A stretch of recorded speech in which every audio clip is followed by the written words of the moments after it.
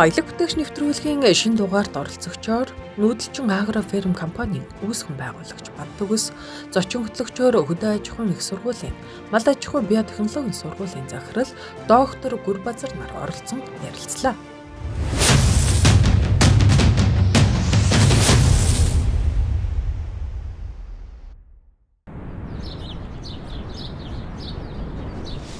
Манайхан ингэсгээр нэг өндөрж юм да. За ингээл баахан үхэр өрчөөл ингээд тоглоод байж идэг шүү дээ.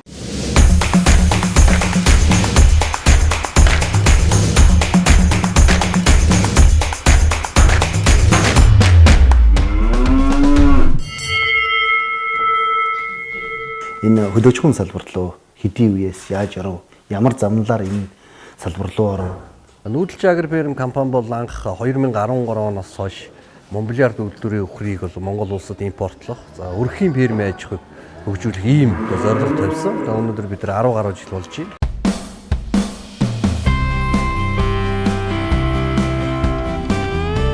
Нүүдэлчин агро ферм компани нь Монголдо шинэ технологи инновацийг нутагшуулан эрчимдсэн мал аж ахуйг хөгжүүлэхэд чухал нөлөөлөл үзүүлж түүхийн шинэ нэгтлийг тавьж яваа хамт олон юм. Тэдний бүтээн байгуулалтаас дурдвал сүүний кластерын цогцлбор төслийг хэрэгжүүлэн анх 2018 онд Төв аймгийн Баян Дэлгэр сумын Тогсын голд 400 үнэний сүүний кластер ферм байгуулсан байна. 2020 онд Төв аймгийн Аргалан сумын Жирэмд 480 үнэний сүүний кластер фермийг ашиглалтад оруулсан. 2023 онд Төв аймгийн Баянханга суманд 240 үнэний сүүний кластер төслийг хэрэгжүүлэхээр бүтээн байгуулалтын ажлыг эхлүүлээд байна.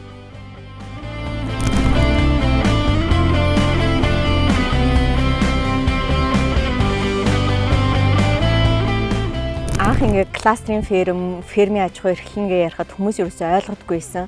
Кластер гэж юу юм? За ферм би одоо жишээ нь энэ фермд орлоо, урьдчилгаан мөнгө төлөөд орлоо гэж ингээ ботхоор өөрөө хийж чадах болов, чадахгүй болов? Ихэнх хүмүүс ингээл гадуур ферм зарна гэсэн зар айгүй их байна. Тим хүмүүс одоо ингээд юунаас болоод ингээд зараад байд юм бол би бас ингээд ашиггүй ажиллах юм болов, яах юм бол гэж айгүй их асуудаг. Тэгээд энэ тал дээр болохоор манай яг онцлог гэх юм бол кластерын ферм буюу нэг дороо аруулаа байна. Фермийн байрагч нь өөрөө барина гэж зоохгүй тий. Стандартт нь шаардлагат нь нийцүүлээд 20 байна уу 40 байна уу яг үнэнийхэн тоонд таарсан фермийн барилга байгууламжийг барьчиж гин. Тэгээд дээрэс нь тэр фермийн аж ахуй эрхэлж байгаа хүмүүс маань хамгийн гол нь 5 тухтай орчинд ажиллаж амьдрах хэрэгтэй байна л да. Амны суудтай. Амны суудс маань өөрөө цэвэр бохор усанд холбогдсон 5 тухтай ажиллаж амьдрах боломжийг нь бол бүрдүүлсэн байгаагаар илүү онцлог. Тэгээд дээрэс нь та бол ганцаараа биш. Таны хажууд хоёр талд чинь хоёр айл байна. Та илүү хоёр талаа өргөдөх юм бол хажууд чинь эргээд 9 хүн байна тий.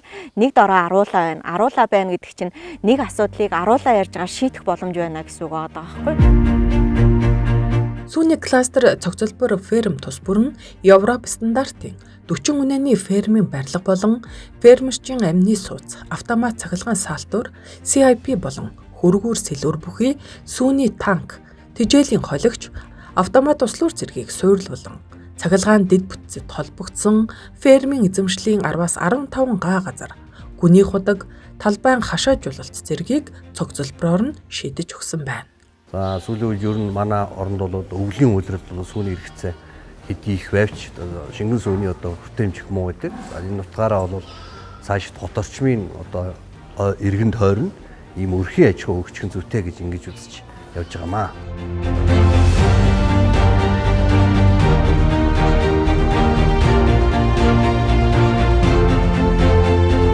Эрчимцэн аж ахуй шинээр эрхлэх гэж байгаа хүмүүс юу анхаарах ёстой юм? Та ямар асуудлуудыг энэ Монгол орны нөхцөлд тохируулаад шийдэл хийчихв гэдэг талаас нь танилцуулаад яваач. Манад бол ер нь бол энэ агааржуулт их дутагч. Өвлийн үйлрэл ялангуяа инфляц үүссэн, чийг үүссэн. Бид нар өмнөх хоёр төсөл төр ч гэсэн олигтой шийдэж чадаагүй. Ер нь бол одоо сайжруулаад судлаа байна. Энэ үйл бол бид нар энийг туршсан. Гаднаас яг хүүхдийн агаарыг оруулж ирээд эндээ тодорхой хэмжээний градус нь бүлээсүүлгээд тэгээд заал руугаа хайчдаг. Тэгэнгүүт л энэ заал руу орсон халуун агаар дээр гараад ирэхээр доош хүүтэй агаар орно. Доод хүүтэй агарыг бол шууд доороос нь шууд соруулаад гаргаа хайчдаг. Ийм агаржуулалтын систем хийж. Чийг одоо тий хөрөмтлөгт бас ингээ шээс басны ч юм уу тий уур гараад ирэхээр зэрэг энэ чинь нөгөө агаартай хойлох шаардлага гарч. Тэгэхээр бид нар ферм дотор заавал ийм синс байрлуулчих хэрэгтэй юм л. Тэгээ энэ сэнс чи өөр ингээд агаруудын хооронд нь холиод тий. Тэгэхээр ингээд тасалгаан дотор жигд температуртай чийгшлийг бол харьцангуй хэмжээнд бууруулах. Температур нь бол нэг 15 нэмэх 5 10-тай болоод байна гэж үздэг. 10 градусын бүлээн усаар усалчих хэвээр гэж ингэж очих. Тэр одоо энэ маньюр одоо хусагч тий ширхгийг ингээ хусаад тэг бонд руу ингээд хийгээд явах бол өвөл бид нар чи яг өвлөө өвлөрөл орж гараа баас зөөж ингээ яваад байгаа чи бас хүндрэлтэй ажил их төс төвхтэй. Тэнгүүт энийг бас бид нар доороо 100 одоо нөгөө метр кубын багтаамжтай фонттой тэгээд хэрлүүгөө төрхөө оруулчихна. Мэдээж хэрэг нэг 2 сар гарan болоод нэг удаа соруулаа гаргацдаг. Тэгээд бид нар одоо сүүлийн үед энэ хятадаас ингээд өтгөн шингэнээр нь ялгачдаг сепаратортай төхөөрөмж авцраад тэгээд айлуудынхаа бас соруулж аваад 2 ялгаад ингээд бордоогоор ч юм уу эсвэл компостын бордоо их ч юм ингээд ашиглах ийм боломж ирэх гэж хараад байна.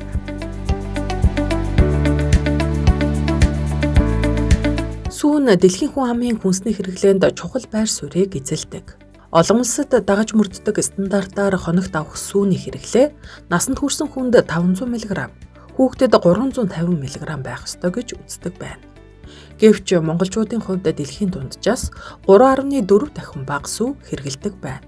Тодорхойлбол нэгдсэн үндэсний байгууллагаас нэг хүн жилийн хугацаанд 180 литр сүүн бүтээгдэхүүн хэрэглэхийг зөвлөдөг. Тэгвэл монгол хүн жилд дунджаар 52 литр сүүн бүтээгдэхүүн хэрэглэдэг байна. Иймд сүүний хэрэглээг нэмэгдүүлэхийн тулд дотооддоо жилийн 4 улиралд тогтмол сүү нийлүүлдэг эрчимцэн фермийн аж ахуйг олноор бий болгохын зэрэгцээ бүс нутаг бүрт сүүний үйлдвэр байгуулах нь нэн чухал юм.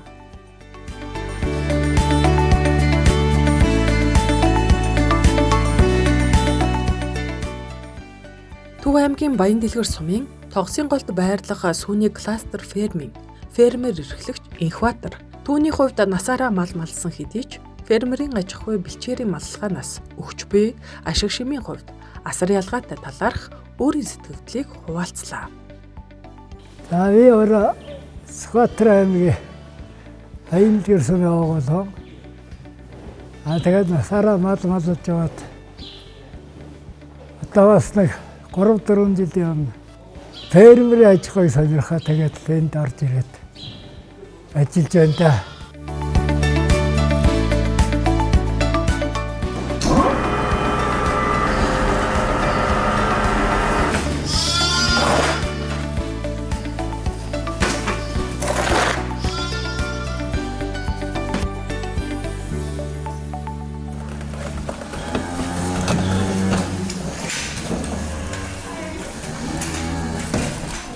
Ер нь анх Библиэрд 4 үнэтэй л ихэлсэн энэ фермийг.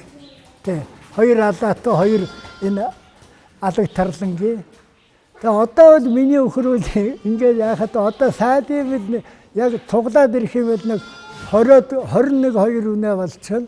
Тэгэл тугал баруу ингээд нэмэх юунуудтай дөч гараад л байж байна. Тэгээ энийг л харин сайхан ингээд маллаад одоо ажиглаж анхаарал явхад бол ер нь бол хөдөөний биднэр шиг улс бол одоо ийм юм хамаагүй дээр байна. 20 өхрөөс авах сүү гэж 2 үнэвэл зүгээр чөлөөтэй өгчих байгаа юм чи. Монгол үнэийг та нар саагаад үзэхэд за литр 500 их усрал 2 литр шүү дээ. Эдгээр чи тэгэл 20 гараад ирсгэр чинь хамаагүй өөр байна. Ер нь яг саажгаа бол нэг 9 үнэ л байна одоо тоглаад ингээд саагдж байгаа. Өдөртөө нэг за 300 гаруй литр сүү шхол авчих шүү дээ. Өдөр тухайд 2 саагаад яг оргил саамандаа бол ер нь энэ номлоор төхрөөд нь бол ер нь 20 тэгэл 21 2 манайхад бол яг тэгжэл гарч байгаа. Ер нь хамгийн доод тал нь бол ер нь тэгэл 18-аас буур гэж бол бараг байхгүй. Сүүний өхний ферм аж ахуй эрхлэх нь бол бэлчээрийн мал аж ахуй эрхлэхээс бол арай өөр. Яг л бид нар бол өвлийн үйлрэлт хийж сэрүүний үйлрэлт сүү нийлүүлж байгаа. За бэлчээрийн мал аж ахуй бол 9 сар 10 сар гэдэг үнэ одоо ширэгчдэг. Тэгэхээр зэрэг одоо өвлийн үйлрэлт сүү нийлүүлэх боломж хомс юм. Тийм учраас хүмүүс бол хот орчмын фермерүүд одоо нийслэлийн хүн амыг эрүүл аюулгүй цэвэр одоо энэ сүүгээр хангахад фермийн аж ахуйн одоо энэ онцлог бол нэлээд одоо их дэм болж байна гэж ингэж үзэж байгаа.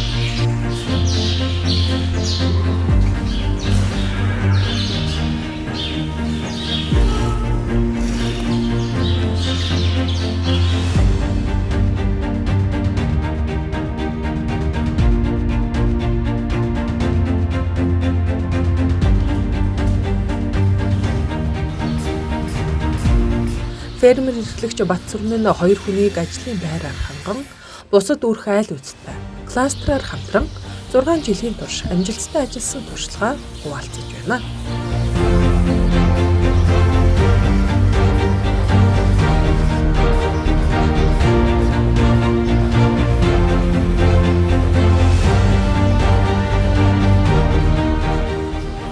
Яг урд нь би бичвэрийн мал аж ахуй дээр байлаа. Мэдээ хэдэн жил бичвэрийн мал аж ахуй салбарт ажиллалаа. Ер нь тэгээд хараад байхад байгаль цаг уураа өөрчлөгдөж байна. Судын эрсдэл нэмэгдэж байна. Хоёрдугаарт би Төв аймгийн хүн, манай Төв аймаг бол нүүдлийн одоо юу гэдэг гаднаас ирсэн малчд мал ихсэж бэлчээрийн дагац бол үндэ хөрөлцөхгүй. Ийм хөө жишээний юмнуудаас шалтгаалаад ер нь эрчимцэн аж ахуй тодорхой бүс хашаанд өндөрлөж илэрдэж ирсэн. Мал аж ахуй ер нь зүгээр санагдсан юм аа. Би өөрөө малын чимэрэгчлэлтэй л дээ. Би анх 2013 оноос энэ анх Монбелаар хүртээ ферм дээр анх орж ажиллаад 18 онд энэ кластер фермийн төсөлд эхлэхэд энэ бүтээн байгуулалтаар оролцоод одоо өөрөө нэг фермийн аж ахуй эрхлэх гэрүүлээрээ 2 үнэн салинжуулах нийгмийн даатгал төлөөд хоёр ажлын байр өөрөө гэрүүлийнхээ үнэтэй ингээд нийт дөрүүлээ 30 гаруй хүртээ фермийн аж ахуй дээр ажиллаж байна да. Би хаашаач нүүх шаардлагагүй. Цаг уур засцууд шуургатай байхад надад ямар ч нөлөөлөл байхгүй. Би өдөрт авдаг бүтээгдэхүүн ашиг шимээ авдагаараа аваад ямар ч цаг уурын тийм нөлөөлөлд автахгүйгээр үйл ажиллагаа явуулж байна л да. Давуу тал нь ерөөсөө л тэр. Нэг ойролцоогоор нэг 100 гаруй сая төгрөгийн зүгээр орлого олж байна. Хөдөө аж ахуйн салбарт сүү үйлдвэрлэлийн хэмжээндээр хэр хэмжээний сүү үйлдвэрлээд нийлүүлчих вэ? Өрхөөдийн маань аж ахуй орлого ашиг хэр байна? Энгийн нэг фермлэх тийм ээ. Нэг 10,000 литр сүү бол ямар ч асуудалгүй сардаа тушаач. Улсаас бол 10 сая төгрөгийн урамшуул авч. 10 сая төгрөгөөр бол ямар ч банкны зээл хүүгэл төлчихөж байгаа. Ямар ч захиргаан, ямар ч ажилчныг бол салинжуулж байгаа. Цаана үйлдвэр тушааж байгаа мөнгөөр бол өөрөө амьдраад бас тэжээлийнхаа юм хангаа явчих юм бүрэн болцоо бол нээгдэж байгаа. Гэхдээ ийм үе бол байсангүй. Энэ бол би энэ үеийг бол алтан үе гэж хэлэх дуртай. Ягаад гэвэл төр зэсгэс бидний ийм одоо бодлохоор дэмжиж тэг хүүгийн ингээд 5-6% болгоод бууруулж байгаа байхгүй. Тэгэхээр энэ хүү буурах, урамшуул нэмэгдэнэ гэдэг бол ерөөсөө л ферм амьдрах, ашигтай ажиллах юм хамгийн том боломж болсон нэгтчих. Өнгөрсөн хугацаанд бид нар тооцоод үзсэн л дээ. Бид нар ингээд үйлдвэрүүдэд нийлүүлсэн сүүнийхээ 2 кластер ферм тушаасан сүүний хэмжээг тооцож үзэхэд одоо бид нар 5 сая гаруй литр сүү бол үйлдвэр тушаасан байна. 5 литр сүг тушаагаад олсон орлого нь 7 тэрбум төгрөг юм байл. Одоо сүүлийн одоо энэ 1 жилийн хугацаанд тушааж байгаа сүүний орлого харахад бол харьцангуй өндөр болж байгаа. Яагаад гэвэл урамшуулттай сүүний үн өндөр болж байна. Тэгэхээр энэ үнээр тушааж байгаа зүйл өмнөх одоо хугацаанд тушааж исэн одоо бараг 2 жилийнхэн л 1 жилд олчих хэмжээний юм баг. Энэ бол их том боломжийн одоо юм өрхийн аж ахуй хөгжих юм боломжийн одоо үе цаг үеийг эхэлчихэе гэж би одоо хэлэх гээд байгаа юм л да.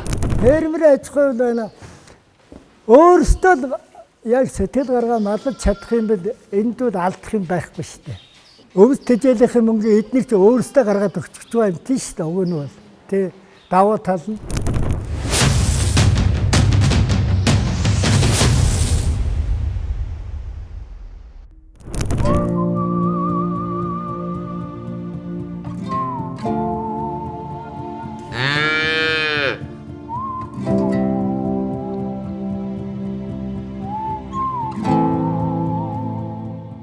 Монголдо сайхан амьдрах боломжтой гэдгийг фермер эрхлэгч Ууган Баяр өөрийн биеэр үлгэрлэж явна.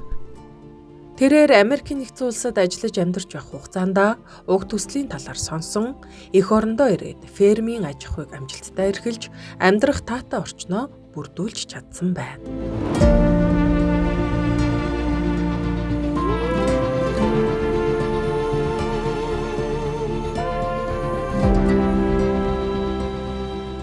Энд чи өөрийн гэсэн бизнес хийж чинь тий. Тэгээ эрүүл агаарт хүнсний аюулгүй байдалтай өөрийнхөө тарьсан ногоо хэрэглэн сайхан цэвэр агаарт амьдран тэгээ хамгийн гол нь чи нөгөө нэгдүгürt миний үйлдвэрлэж байгаа хийж байгаа бизнесмен бас гоё байна. Бас нэг сүү үйлдвэрлэж байна.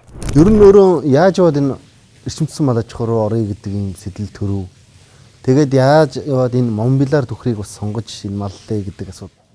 За энэ бол их сонин түүхтэй. Би Америкийн нэгдсэн улсад гэр бүлээр амьдарч ирсэн. Танаа тооны нэвтрүүлэг гарсан байхгүй. Тэрүүгээр анх нөгөө Баттүкс захирлыг Монгол Кобаинд хоны гэж баян дэлгэрт очиж хонж ярьцлага авч ирсэн. Тэрийг үзэл тэндээс над нэг л юм таалагдсан байхгүй. Хамгийн гол нь яг нөгөө хүн болгоны мөрөөдөл үүдэх юм билээ. Ер нь л нэг насны эцэс дандаа нэг тэтгэвртэй гарахаараа нэг сайхан хөдөө нэг нутагтаа ч юм уу нэг газар аваад нэг хэдэн мал аваад тариад мод тариад тэгж амьдрий гэд. Нэг юм ойлгосон. За ерөөсөө тэр насны эцэст биш юм байна. Яг одоо л эхлэх хэрэгтэй юм байна те. За тэрийг ойлгож аваад тэгэл ерөнхийдөө тэр нэвтрүүлгийн хойноос ерэн судлаад энэ одоо ямар компани байна хаана ямар хүн байна гэл тэгээ ерөнхийдөө хайж болоод утсаар анх холбогдчихсэн Баттүкс захиралтай. За тэгэл энэ төслийнхэн талаар нь анх ярилцаад сонсоход маш гоё санагдсан баг. Бүтэн жил ерөөсөө яг л энэ фермерээр амьсгалж бүр яг энэгээр мөрөөлж тий. Өдөр болгон л тархиндаа нэг очиод юу хийх үү яах вэ ийхүүгээ бүгдийг ингээл боддог мөрөөддөг. Тэгэл жилийн дараа яг нэг ковидын үе байсан шүү дээ. Ковидын үеэр ирээл тэгэл энэ газар дээр ирж үзчихсэн. Энэ кластер фермд орж байгаагийн бас нэг давуу тал бол энэ сүүгээ нийлүүлэх тийм ээ машин тэрэг нэрээд авчдаг үйлдвэр нэрээд авчдгаа гэдэг чинь. Давуу тал нь болохоор ерөнхийдөө бүрэн автоматсан гэж хэлэхэд болно. Хоолт ижилээг зориултын миксерээр миксердэж байна. За баас чийсээ болохоор энэ 3 дугуйтаа гидэртэй тийм ациклаар зөөчж байна. За тэгээ хамгийн гол нь саалтурын яг автомат систем байгаа байхгүй. Саасан сүүгээ ямар ч агаартай уралд оруулахгүйгээр танк руугаа оруулаад тэгээд танк нь өөрөө хутгууртаа хөргөлттэй тийм танк. Ерөнхийдөө тий ер нь нэмэх 2-оос нэмэх 4-ийн хооронд барьж яадаг тийм хөргөлттэй хутгууртаа танк. За энэ маань болохоор яг сүүг бол 72 цагийн дотор ямар ч нэм бактери үржүүлэхгүй, гашлахгүй, эдүүлэхгүй гэж байгаа байхгүй. За тэгээ эндээсээ бол манайх бол яг Апул сүүгээр нийлүүлдэг. Апул компани бол ирээл шаланка залгаал сороод авчна. Тэгэхээр ерөнхийдөө бас хөдөлмөр их хөнгөвчлж байгаа. Нэгдүгээрт 6 хөр зэрэг саана гэдэг чинь маш хурдан саагаад дуусчихж байна.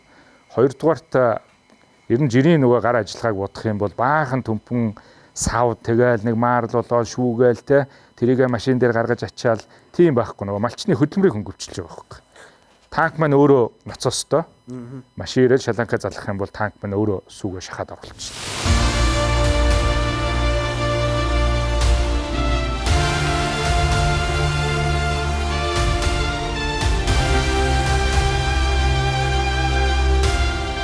Тэгэхээр яг нөгөө гадаадад ажилладаг хүмүүст нэг юм бэрхшээл гэдэг байхгүй. Бүгд нөгөө Монгол руу ирэхээс нэг дотроо тийм айцтай болцсон байдаг. Очоод юу хийх вэ? За мэрэгчлэр ажил хийхээр насны явцсан байдаг. За ерөнхийдөө тэгэл хүрээл байхгүй болцсон байдаг. За ингээл очоод ямар нэг юм хийхээр нэг л нэг боломжгүй юм шиг санагдтал. За яг тийм хүмүүст бол ялангуяа энэ фермерийн ажиллах хөдөө мал аж ахуй бол маш зохимжтой байхгүй. За тэгээд хамгийн дээр нь эн чинь зүгээр нэг мөнгөн орлогоос гадна бас нэг мөнгөөр үнэлшгүй маш их зүйлүүд байгаа байхгүй. Жишээ нь одоо эн чинь одоо цэвэр агаар биш үү? Аюулгүй эрүүл хүнс байна. За тэгээд үнэхээр өөрөө хөдөлмөрлөөд орлогоо олоод тэр орлогоороо өөрөө өөрийнхөө сайхан мөрөөдлийг өөрийнхөө хий бүтээй гэсэн юм а бүтээн байгуулад жинхэнэ өөрийн гэсэн ван тулсаа энэ бий болгох боломжтой. За тэгээд одоо ч бас техник технологи бүх юм их гоё хөгжсөн болохоор хөдөө бол ерөөсө хотоос ямар ч дутах юмгүй сайхан амьдарч болж байна. Сайхан халуун хөтөө устаагаа. За тэгээ сайхан боловсон нойлтой. За тэгээ хүсүүд ерөөсө гадаанаа бүр усан бассейнтай. За хүссэн ногоо цагаагаа тариад хүссэн тоглоомнуудаа хийгээд ингээд орчноо яг өөрийнхөө үнэхээр сайхан бүрдүүлээд маш сайхан эрүүл орлоготой за ингээд ийм ад жаргалтай амьдрах боломж бол байгаа байхгүй. За дээрэс нь манай улсаас одоо хөдөө аж ахуйн яамнаас одоо сүүлийн жилүүдэд бас айгүй их дэмжлэг бас яг бидний чиглэсэн бодлого их хэрэгжүүлж байна. Тэр нь маш их дэм болж байна. Одоо жишээ нь хөнгөлөлтөд 5% хүүтэй хөнгөлөлтөд зээл болгож байна. За тэгээд сүүний урамшуул гээд литр сүүн дээр 1000 төгрөг өгдөг болж байна. За эдгээр нь бол яг нөгөө фермерчд бидрийг бол маш их дэмжиж байгаа. Яг энэ фермийн аж ахуй, сүүний аж ахуй эрхэлж байгаа хүмүүстээ төр засгийн зүгээс зээлээ төлөө явж байгаа юм байна. Үйлдвэртээ сүүгээ тушааж байгаа юм байна. Газар нь өөрийнх нь нэр дээр юм байна. Ферм нь өөрийнх нь нэр дээр юм байна. Үхэр нь байна. Үйл ажиллагаа нь явж байна. Живдэрсэн байна. Энэ одоо зээлийг нь шууд ингээ 3% руу шилжүүлээд өгөө гэдэг ийм зүйл бас яага байж болдгүй юм болоо л гэж боддог.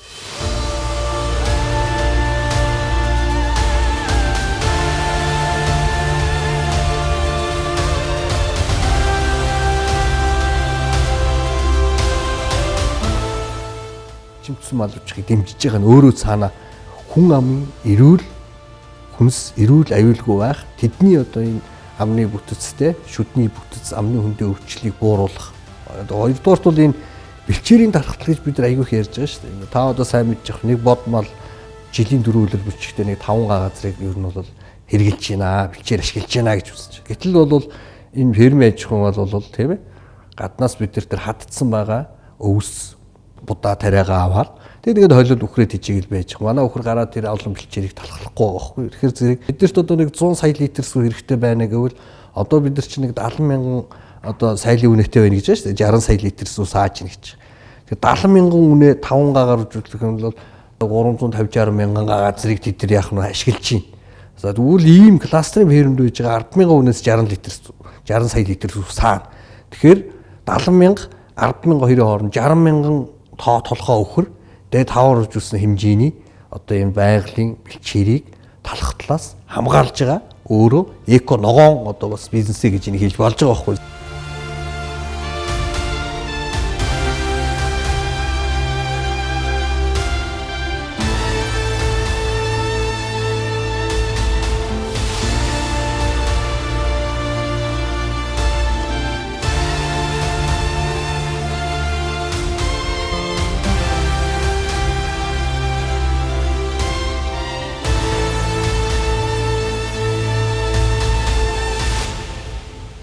Эрчимцэн аж ахуйн салбарт та үнэтэй хувь нэмэр оруулаад ингээд явж байгаагийн өмнө хувьд энэ хүнсний хувьсгал гэж бас нэг ерөнхийлөгчийн санаачилсан том асуудал байна шүү дээ. Энэн дээр таны бодол, таны оролцоо ер нь юу байна?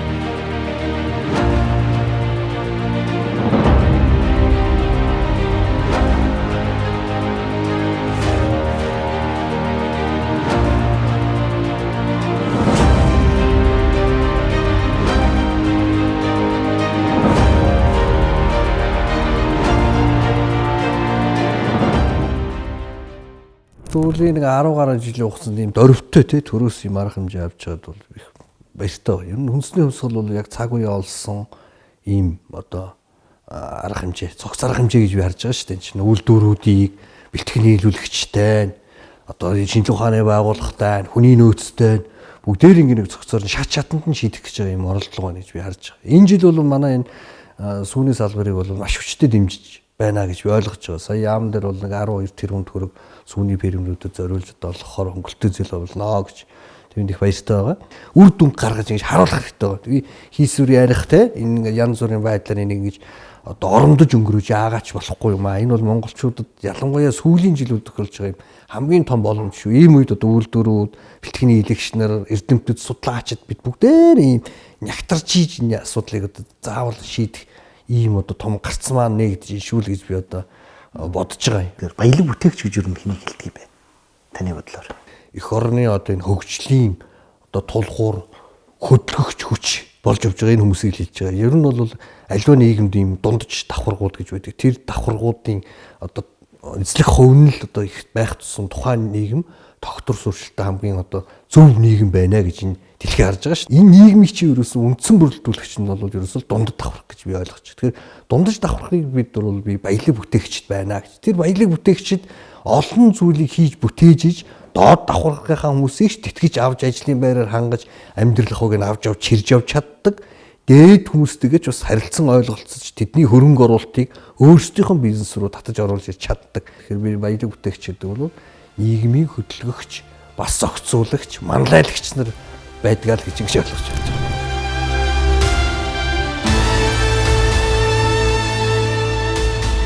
Ийхүү нүүдэлчин агро ферм компани нь чанар эрүүл ахуйн шаардлага хангасан сүүний тогтвортой нийлүүлэлтийг бий болгох эхлэлийг тавьж эх орондоо олон улсын стандартыг хангасан жишг фермийг амжилттай байгуулан малчин дундаж давхархыг бий болгоход асар чухал нөлөөг үзүүлж байна. Мөн өндөр ашиг шимтэй сайлын үнэний сүрхийг нэмэгдүүлэх зорилготойгоор өсвөр үхрийн аж ахуйг хөгжүүлэн салбартаа шинийг санаачлан манлайлан ажиллаж байна. Баялаг бүтээгч нэвтрүүлгийн маань энэ удаагийн дугаар өндөрлөж байна. За тэгэхээр өнөөдөр энэ дугаарт минь оролцож өөрийнхөө хийж байгаа ажил үйлс энэ малаж хүн салбарт оруулж байгаа хувь нэмрээ танилцуулсан танд баярлалаа. За баярлалаа. Урьж оролцсон явдал талархал ирэх. За нүүдэлчин агроферм компани үйл ажиллагаатай танилцлаа. Тэгээд Монгол Улсын эрчимдсэн малаж хүн хөгжлийг түнд тулгараад байгаа саатварсан бэрхшээлийг даван туулах чиглэл дээр зоригтой ажлуудыг хийж загварчлалыг гаргаж яваа энэ хамт олонныхоо цаашдын үйл ажиллагаанд амжилт хүсье. За тэгээд баялаг бүтээгчийн дараагийн дугаараар иргэн уулзцаая.